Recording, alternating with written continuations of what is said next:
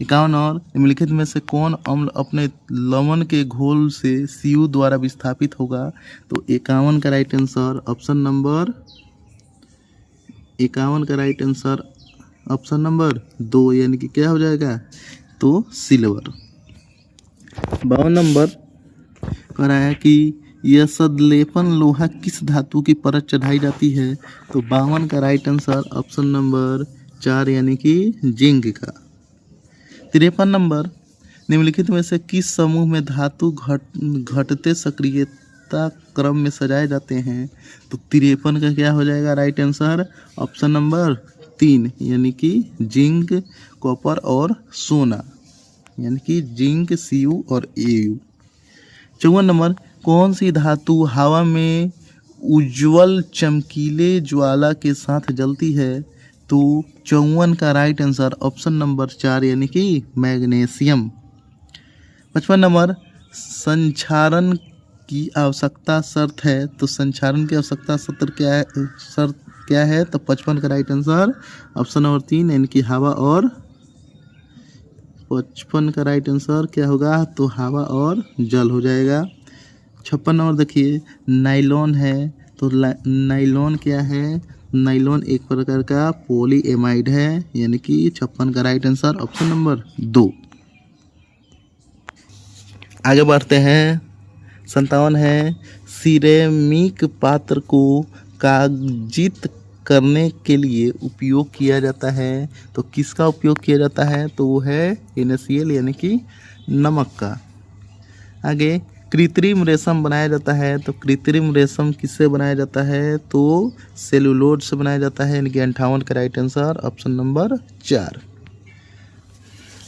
59 number है Portland cement के निर्माण में निम्नलिखित कच्ची सामग्री की आवश्यकता होती है, तो क्या होगा इसका राइट आंसर ऑप्शन नंबर 3 यानी कि चूना पत्थर प्लस चिकनी मिट्टी प्लस जिप्सम। ठीक है। 60 नंबर फोटोक्रोमिक कांच तीव्र प्रकाश की अस्थायी रूप से गहरे रंग का किस लवण के मिलने से परिवर्तित हो जाता है? तो क्या होगा इसका राइट आंसर ऑप्शन नंबर 3 यानी कि AgI भले। 61 नंबर निम्नलिखित में कौन सा प्लास्टिक नहीं है? तो 61 का राइट आंसर क्या हो जाएगा ऑप्शन नंबर 3 यानी कि पॉलीएस्टराइन। 62 नंबर हरे पीले रंग की कांच में कौन सा लवण मिलाया जाता है?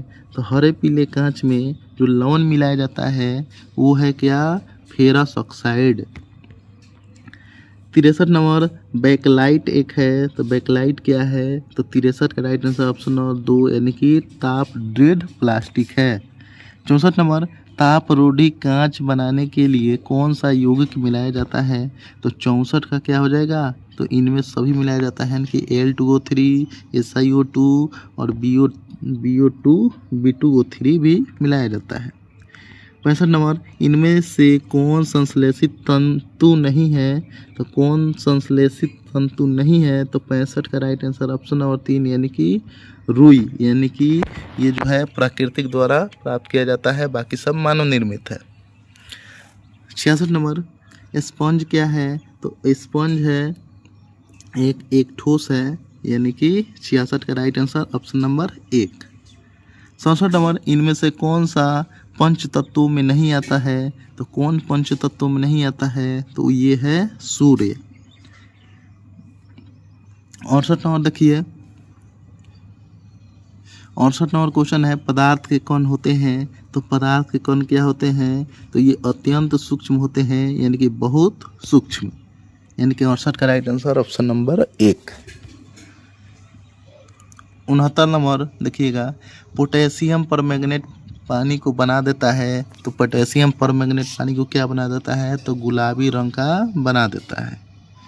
आगे देखिए पदार्थ को गर्म करने पर विसरण की गति, तो विसरण की गति क्या हो जाती है? तो तेज हो जाती है। ठीक है। आगे बढ़ते हैं। 71 और अगरबत्ती की सुगंध कमरे में फैल जाती है, तो कैसे फैलती है? तो 71 का right answer option number A यानी कि विसरण के कारण। बताना इनमें कौन सा पदार्थ ऊर्ध्वपातित होता है। ऊर्ध्वपातित कौन होता है, तो 72 का राइट आंसर ऑप्शन नंबर 2 यानी कपूर, यानी कि ये सीधे ठोस से किस में बदल जाता है, तो ठोस से ये बदल जाता है किस में, तो गैस में बदल जाता है, किस में, गैस में। ठीक है। 73 नंबर निम्नलिखित में से किस पदार्थ को 3 अवस्थाओं में परिवर्तित किया जा सकता है, तो 73 का राइट आंसर ऑप्शन नंबर 1 यानी कि बर्फ को। 74 नंबर बर्फ का गलनांक क्या होता है, तो बर्फ का गलनांक क्या होता है, तो 273.16। ठीक है। 75 नंबर की 75.373 केल्विन का तापक्रम बराबर होता है, तो 75 का क्या हो जाएगा, ऑप्शन नंबर 4 यानी कि 100 डिग्री सेल्सियस। यहाँ पे 75 नंबर क्वेश्चन था कि 373 केल्विन का तापक्रम होता है, हम ये गलती से पढ़ दिए हैं कि 373 केल्विन का तापक्रम बराबर होता है, तो क्या होता है, 100 डिग्री सेल्सियस। 76 नंबर है कि यहाँ पे प्राकृतिक ठोस विलयन है, तो प्राकृतिक ठोस विलयन क्या है, तो ये मिश्र धातु है, यानी कि 76 का right answer option number 4। 77 number पीतल का संगठक है, तो पीतल का संगठक क्या है, तो पीतल का संगठक है zinc plus copper. 78 number tincture iodine विलयन है, तो टिंचर आयोडीन विलयन क्या है, तो आयोडीन प्लस एल्कोहल का मिश्रण है, यानी कि 78 का राइट आंसर ऑप्शन नंबर 1। आगे बढ़ते हैं। 79 नंबर नाइट्रोजन वायु का कहलाता है, तो नाइट्रोजन वायु का क्या कहलाता है, तो ये विलयन कहलाता है, यानी कि 79 का right answer option number 1। 80 number वायु है, तो वायु क्या है, तो वायु एक प्रकार का कि गैस में गैस का विलयन है, यानी कि 80 का right answer option number 1। 81 number विलयन के कण व्यास में छोटे होते हैं, तो क्या व्यास में किससे छोटे होते हैं, यानी कि 81 का राइट आंसर ऑप्शन नंबर 1 यानी कि 1 नैनोमीटर से छोटे होते हैं, यानी कि 1 नैनोमीटर बराबर कितना होता है, तो 10 की पावर -9 मीटर होता है। 82 नंबर कौन सा कण प्रकाश किरण को आसानी से फैला देता है, तो 82 का क्या हो जाएगा, राइट आंसर ऑप्शन नंबर 1 यानी कि कोलाइड कण हो जाएगा। 83 नंबर दूध से मक्खन निकाला जाता है, तो दूध से मक्खन कैसे निकाला जाता है, तो आप केंद्रन द्वारा निकाला जाता है, यानी कि 83 का right answer option number 1। 84 number question है इनमें कौन ऊर्ध्वपातित यौगिक पदार्थ है, तो कौन है, तो 84 का राइट आंसर ऑप्शन नंबर 4 यानी कि नमक है, यानी कि 84 का right answer option number 4। 85 number कह रहा है कि डाई क्या है, तो डाई जो है वो क्या है, तो ये एक प्रकार का रंगों का मिश्रण है। 86 नंबर ऑक्सीजन का क्वथनांक होता है, तो ऑक्सीजन का क्वथनांक क्या होता है, तो ये होता है -183 डिग्री सेल्सियस। 87 नंबर क्वेश्चन है कि तत्व शब्द का सर्वप्रथम प्रयोग किया, तो कौन किया, 87 का राइट आंसर क्या हो जाएगा, ऑप्शन नंबर 4 यानी कि रॉबर्ट बॉयल ने। आगे देखिए 88 नंबर है कितने तत्व कमरे के तापक्रम पर गैस हैं, तो कितने तत्व जो हैं वो कमरे के तापक्रम पर गैस हैं, तो 88 का राइट आंसर ऑप्शन नंबर 2 यानी कि 11 गो जो तत्व हैं वो क्या है, तो वो कमरे के तापमान पर गैस है।